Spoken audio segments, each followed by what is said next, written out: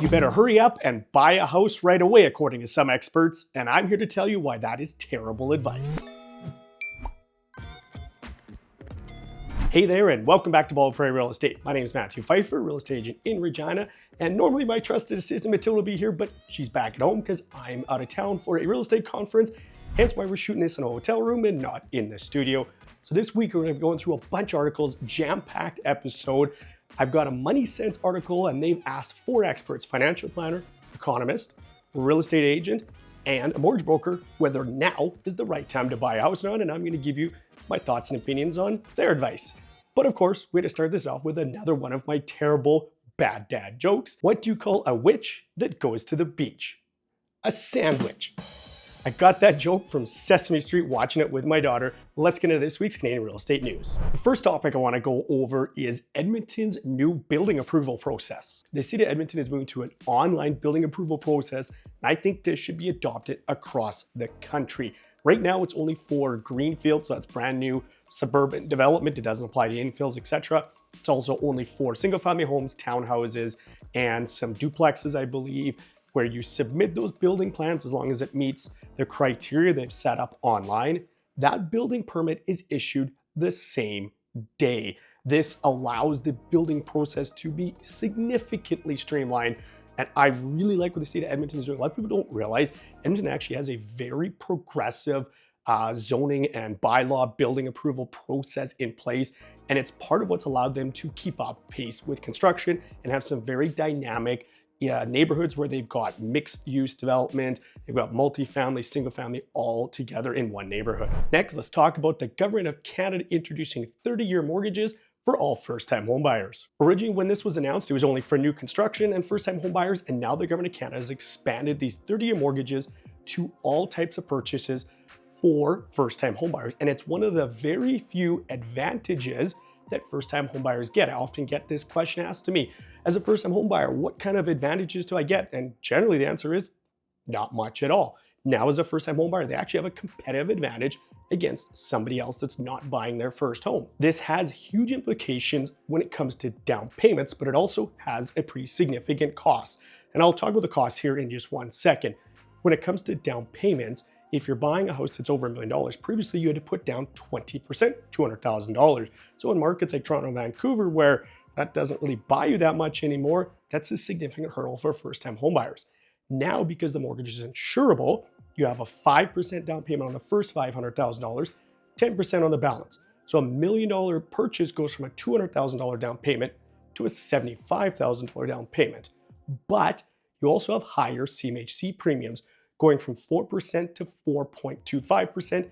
And generally, most lenders are charging higher interest rates. But let's do a quick breakdown on what this purchase would cost a first-time homebuyer going from a 25-year purchase to a 30-year amortization. For the sake of this example, I'm doing a $700,000 purchase, roughly average price in Canada, going with a 4.3% mortgage, and I'm gonna fix it for the full length of the mortgage. I know that's not realistic, but just stick with me. For the purpose of this example, we're also going with a 10% down payment as well. With a 25-year amortization, your monthly mortgage payment works out to about $3,500 a month. The CMHC fees are about $19,500. Total interest you're going to pay over the full purchase is about $395,000, meaning the total cost to buy that home is about $1.1 million. If you instead choose this 30-year amortization option, it drops your monthly payments to $3,200 a month, but your CMHC fees increase to about $21,000, and the total interest you pay is almost $500,000, making your total cost to purchase the home at about $1.25 million. So you trade for payments that are about 9% smaller. You could potentially qualify for more because of that. You now have interest costs that are about 23% higher, and your total cost is about 12% higher. Now, here is the advantage of prepayments, which if you have that built in your mortgage, you should really look at taking advantage of that. Pay an extra $100 a month on the mortgage for the course of the mortgage. You're gonna pay that mortgage off about 1.5 years faster and save yourself close to $25,000 in interest payments. And yes, I know you could potentially invest that money and get different returns, but this is just showing the advantage of just $100 a month, how much impacts how much interest you pay in the long run. Now let's dive into the Stats Canada inflation data that just came out. The expectation was the headline inflation would come in around 2.1%. It came in at 2%. The Bank of Canada's two favorite metrics, core median and the trim, came in at 2.3 and 2.4% respectively. When I say inflation's coming down, no, that does not mean things are getting cheaper. It just means they're getting more expensive less quickly. And as much as you may want prices to come down, I completely understand that, the Bank of Canada, more than anything else, doesn't want deflation. They actually want a little bit of inflation.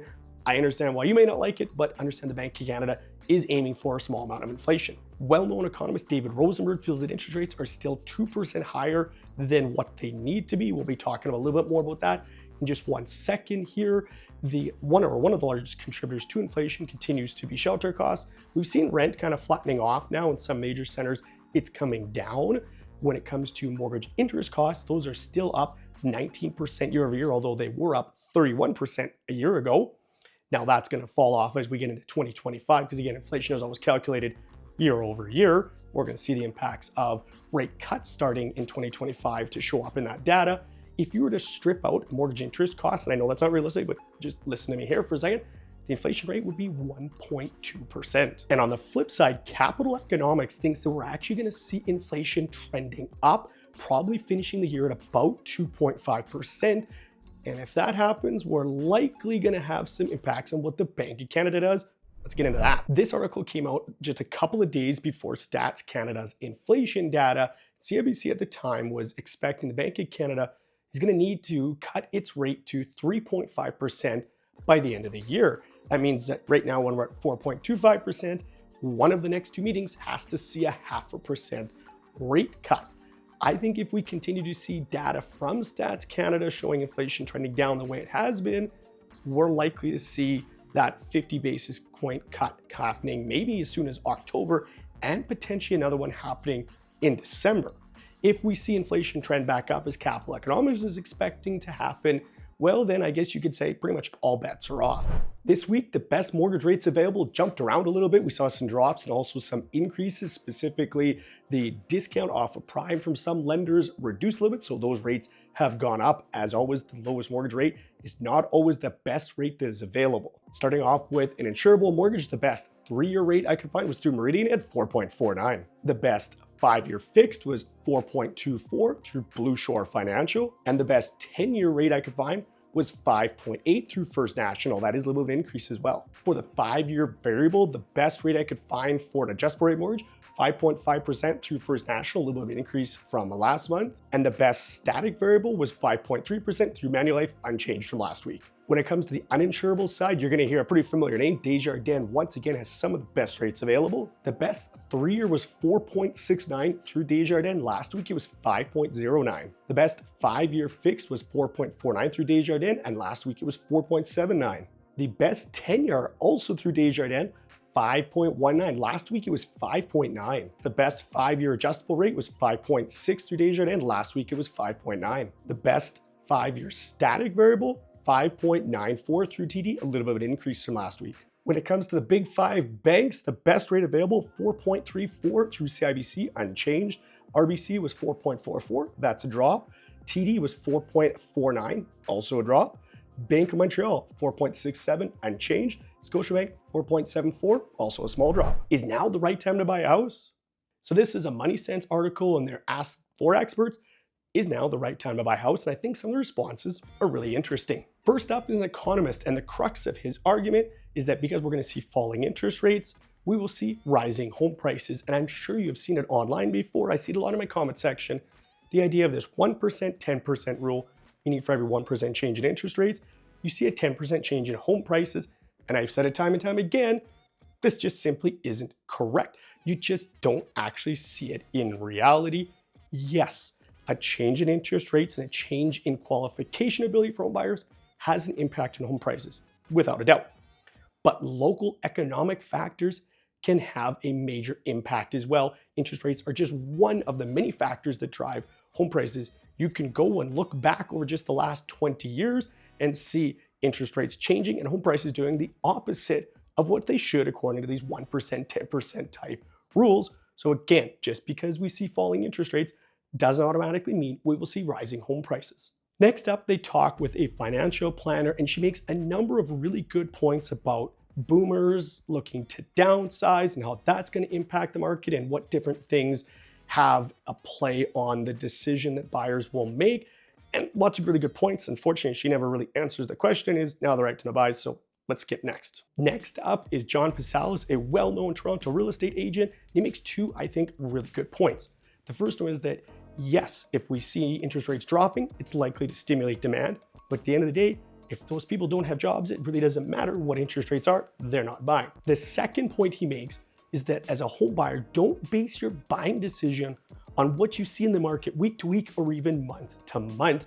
You need to make a buying decision when it's right for you. And this is something I have been saying for years now. Next up is Ron Butler, a mortgage broker. And if you don't know who Ron Butler is, I don't know what rock you are living under. He's absolutely hilarious. You should check out his podcast if you haven't already. And he makes a fantastic point. Canadian real estate is regional, something I continue to say, and that's why in my monthly real estate market updates, I do all those different cities and not just cover Canada nationally. He talks about how in Toronto and Vancouver, likely going to see prices continue to decline, whereas in other markets like Calgary, Edmonton, Saskatchewan, the prairies in general, probably Atlantic Canada, you're likely to continue to see prices increase. So just looking at the national stats probably isn't giving you as the home buyer the right information. A couple of other points that he makes here is looking at what type of mortgage product you're going to take, whether it's a variable or fixed rate. And this is outside of my area of expertise, so this is not mortgage advice here, but that's going to have an impact on your buying decision. And then he talks about what type of product you're looking to buy. In Ontario and BC especially, hasn't been a lot of construction for single family homes recently. And I think at the end of the day, as much as city planners want to talk about more density in urban environments, I think most people still dream to and aspire to buying a single family home, and they're just not making more of those, and the cost of those to build continues to increase. So you're likely going to see a difference in what happens in prices for an apartment style condo versus what happens in a single family home. So what's my opinion in all of this? Well, at the end of the day, nobody but you can tell you when is the right time to buy. I know there's a lot of people, and it's super popular to tell you you shouldn't buy now because of these reasons, or you should buy now because of these reasons.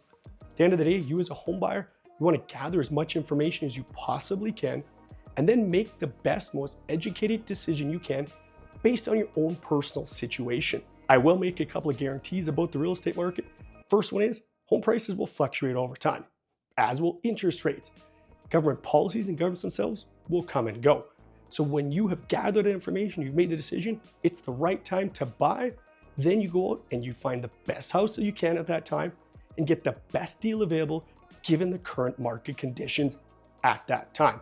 I'm not in the business of trying to convince you that you should buy a house, because you know what? If you don't think it is the right time to buy a house, you're right. It's not the right time to buy for you. But I've made this channel for those that have made the decision that it is the right time to buy, or they're getting close and they're just trying to gather as much information as they possibly can. That's who this channel is for. And if that's you, thanks for watching.